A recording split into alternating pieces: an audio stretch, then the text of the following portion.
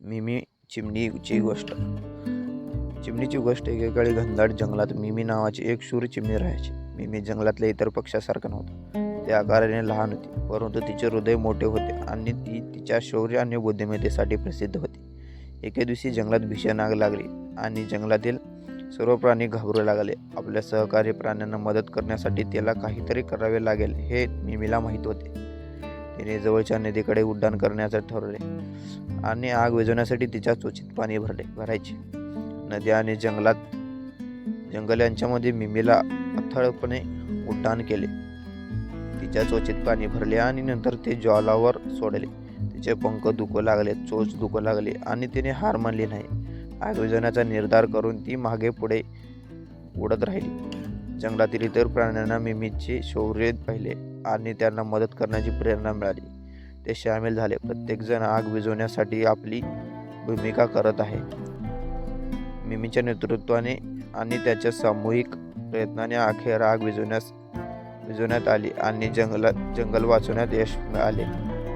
त्या दिवसापासून जंगलातील सर्व प्राण्यांनी मिमीला हिरो म्हणून गौरवले. तिने हे सिद्ध केले होते की अगदी लहान प्राणी देखील मोठा फरक करू शकतात आणि धैर्य आणि दृष्टीनिश्चित मोठ्या अडथळ्यावर मात करू शकतात. मिमी जंगलात राहिली, पण आता तिला ओळखणाऱ्या सर्वांनी तिचा आदर आणि कौतुक केले. तिचे शौर्य तिला सर्व प्राण्यांच्या हृदयात स्थान मिळवून दिले होते आणि तिची दंतकथा पुढच्या पिढीसाठी जगली होती. मिमीने मात्र तिची नवीन कीर्ती तिच्या डोळ्यावर येऊ दिली नाही. ती नम्र राहिली आणि तिला जमेल तिच्या सहकार्याने प्राण्यांची मदत करत राहिली. ती अनेकदा जंगलात फिरत असे, कोणत्याही धोक्याच्या चिन्हावर लक्ष ठेवून आणि काही संशयास्पद दिसल्यास प्राण्यांना सावधान करत असे.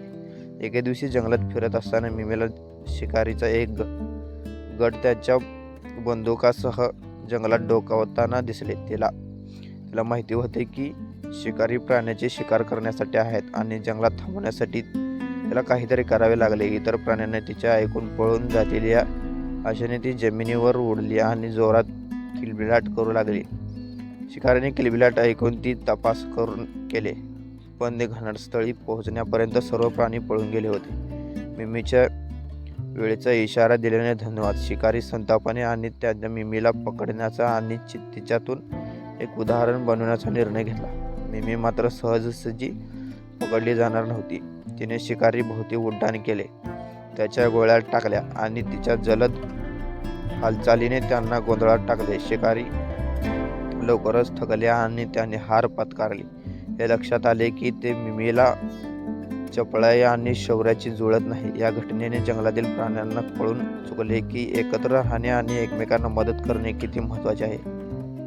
त्यांनी एक जवळचा समुदाय तयार केला, नेहमी एकमेकांना शोधत आणि शक्य असेल तेव्हा त्याची संसाधने सामायिक केली. प्राण्यांना एकत्र आणण्यात आणि जंगलात संसदेत वातावरण निर्माण करण्यात मिमीने महत्त्वपूर्ण भूमिका बजावली होती. ते जंगलात राहिले. सर्वांचा आदर आणि प्रेम तिच्या अखेर पुढील अनेक पिढ्यांपर्यंत जगली.